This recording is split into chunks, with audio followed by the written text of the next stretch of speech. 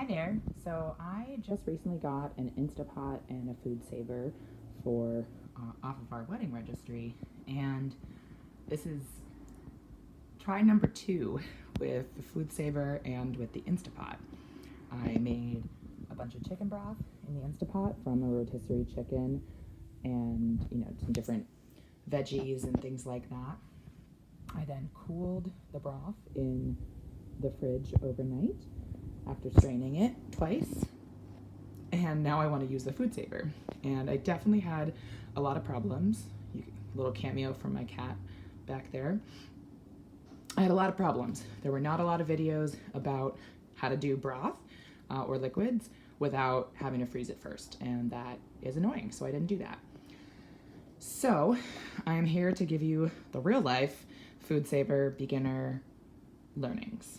You can see I had a huge mess the first time I did it, but I was able to do it so far on 2 bags. Now these 2 came with my food saver and were pre-cut.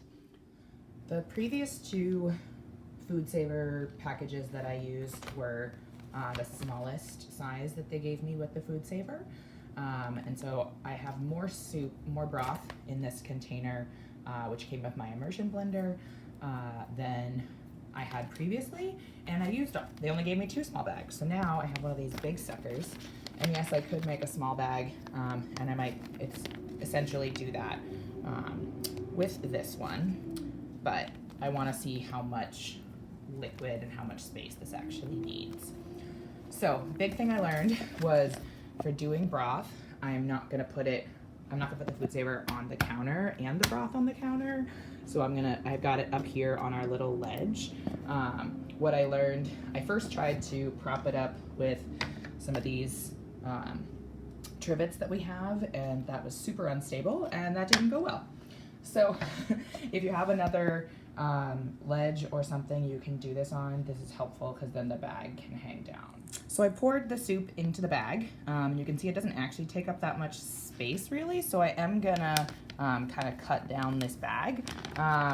This is again, actual beginner's guide to doing all this. So you'll also notice that I didn't skim off the fat of my chicken broth. This is like the first time I've really made chicken broth without immediately making soup, and it was a pain in the ass, so I'm not gonna do that.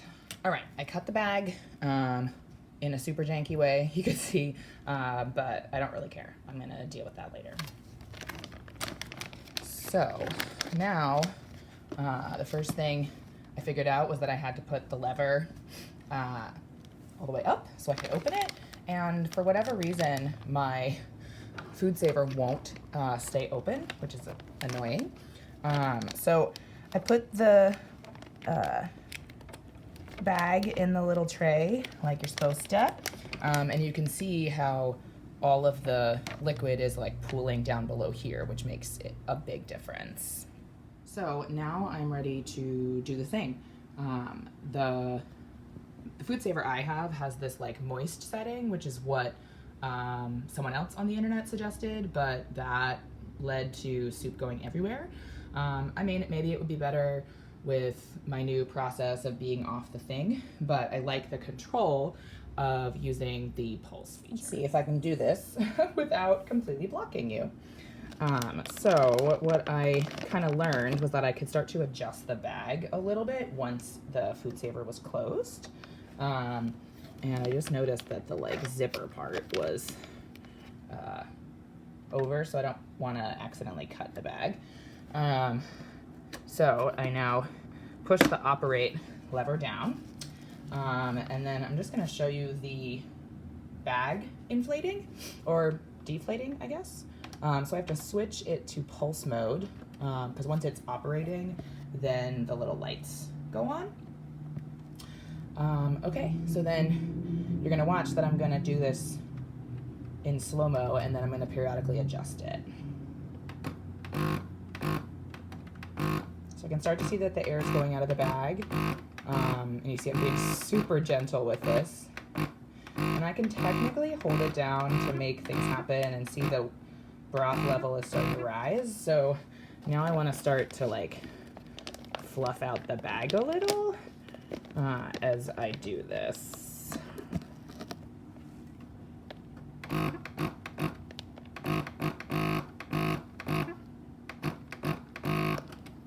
So that last one, you might have seen that the liquid started to go up, and that's essentially a recipe for danger of it getting up into here, and then you have the big paper towel mess that I had before.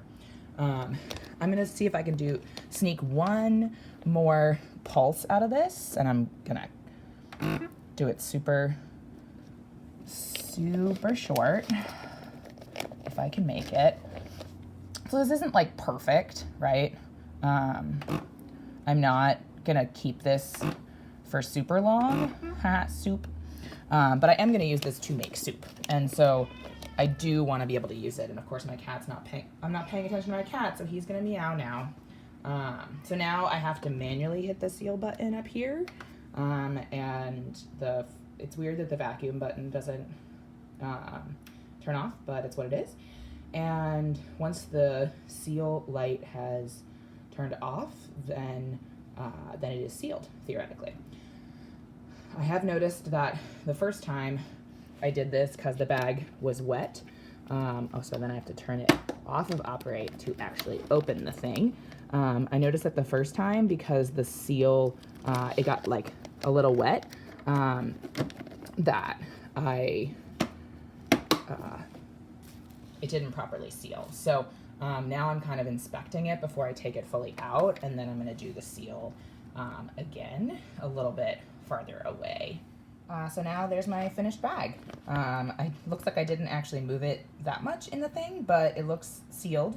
And then I just held it back over the sink completely upside down to make sure that there wasn't any air coming out of it. And then I'm just gonna like lay it flat, and I'll write on all of them. You see there's air bubbles, but there's only so much that I figure I can do, and hopefully I'll get better at this over time.